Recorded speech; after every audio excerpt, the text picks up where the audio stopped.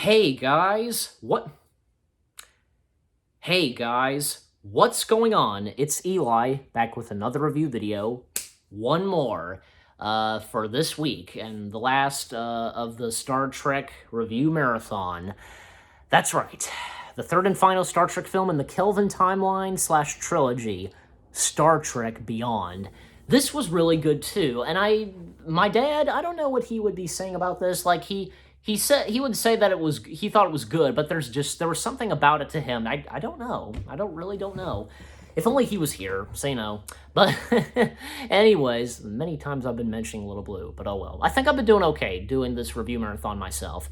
Anyways, so Star Trek Beyond, the current and last Star Trek film, it was great. The story I thought was good. The characters, of course, and some very cool action sequences and so on. But that opening sequence where Kirk is trying to give a weapon and make peace to these like tiny little creatures is hilarious. They're just thinking like, so they stole it and they'll murder us and eat us. And Kirk's just like, what? And it's funny. And also God, what's the name of that place that we see most of the time?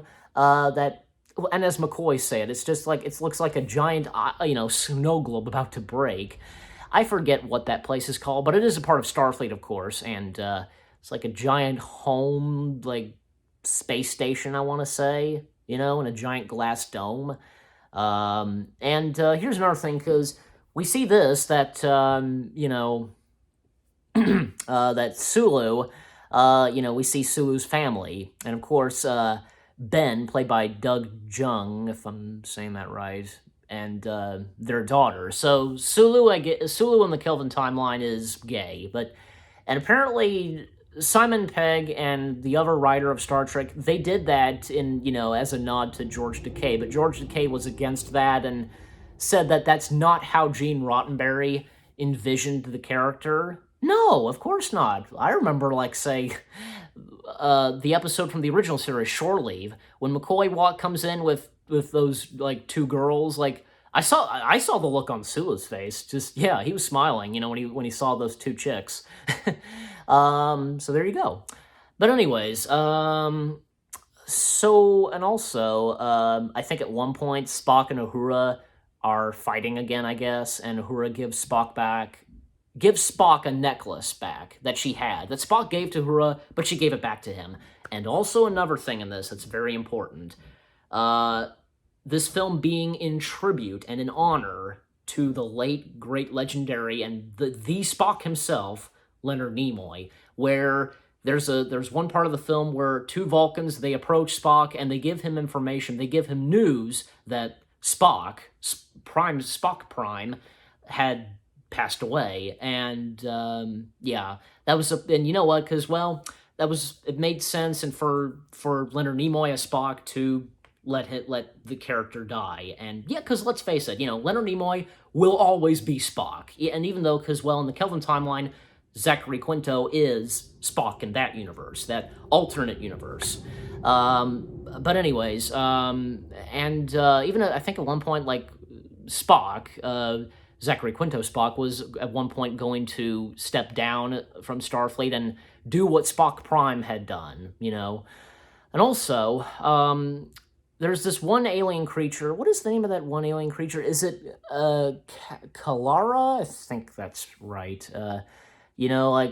Comes in and tells them that her people were killed or just something, and the Enterprise goes out and they are ambushed by these crazy aliens and with their ships, literally destroying the Enterprise, going through it, breaking the nacelles, and so on. And eventually they abandon ship. The aliens, they take the crew hostage. The Enterprise is destroyed and done for. That's the third time the Enterprise has been destroyed. The first, of course, being the Constitution refit in the search for Spock, and the Enterprise D in Generations. And now, this time, the Enterprise in the Kelvin timeline in Star Trek Beyond. So, the crew, most of the crew is separated. Spock and McCoy are separated, they're together. And Kirk, Kirk and Chekhov, and they meet up with Scotty, and a new alien character we get, Jayla, played by Sofia Boutella. I think I said that right, yeah. Best known for also, like, being, a year later, being in The Mummy. And of course, Jayla's house is actually the USS Franklin, an NX class, like the NX-01 Enterprise, etc. So it's an NX class, the USS Franklin, and it would become her home, and the technology she has, like, cloaking and hiding from the bad guys, the aliens, and the main villain, Krall, played by Idris Elba. Idris Elba was great, Yeah, Idris Elba being a perfect fit in Star Trek, why not? The entire Enterprise crew, like Sulu and Uhura and the rest of the crew, they're being held captive by Krall and his men, and especially when the one alien that led them to Krall, Kalara, does at one point betray Kirk and Chekhov, and she does get killed when, like, the saucer, like, kind of like comes down on her, literally, after they recover something, like the symbol of peace, and as Kirk was trying to give away in the opening sequence. Of course, Kirk and Chekhov, again, they meet up with them, and I just love those sequences with Spock and McCoy. And even at one point when Spock was injured, and Spock tells McCoy that, Ambassador Spock had died, and, they all, of course, meet up, and they go in and they save Kirk and the crew. Well, they save the rest of the Enterprise crew, and Kirk using a motorcycle. They get the USS Franklin fired up and running.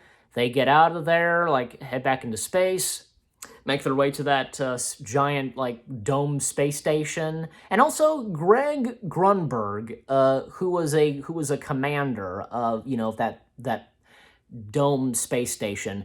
And, J.J. Abrams' lucky charm, and even though J.J. Abrams did not direct Star Trek Beyond, he only stayed as producer because, well, he was very attached to directing Episode 7 of Star Wars: The Force Awakens. So, yeah. But, of course, yeah, him staying as producer makes total sense. So they make their way back, and with them destroying, like, Krall's entire crew, and with those giant ships, they used, like, music, and it's the same song that Kirk played when he was a kid driving his uncle's car, yeah, can't stand it. And I just love that one part where, in the song that goes, wah! Like that destroys the ships. That's amazing. And even, like, some of the crew, like, dancing to it, like, one of them, like, tapping their foot, and Sulu just on, in his seat and just and Spock kind of nodding his head, that's funny. And even when Kirk recognizes that song as it first plays, and he's like, perfect choice. Of course, yeah, it's probably his. I think I can tell it's his favorite song. And of course, like, only 2 ships survive, and of course one of them being Krall and his ship. And it turns out Krall was captain of the USS Franklin and was put as captain. Like, before Starfleet, he was something else. It was kind of hard for me to catch up and to understand, but yes, yeah, that's the best I can put it. And the defeat of Krall is pretty cool. Like, he gets defeated, being sucked into space. He was about to do something, and, he gets sucked into space with it, and he just, like, turns to crisp, dust or whatever, something like that. And the epilogue to it, and when Spock receives, Ambassador Spock's items, and the one item he has is a picture, a photo of Spock and the crew of the Enterprise, the original crew, with William Shatner, DeForest Kelley, Nichelle Nichols, Walter Kane, James Doohan, and George Takei.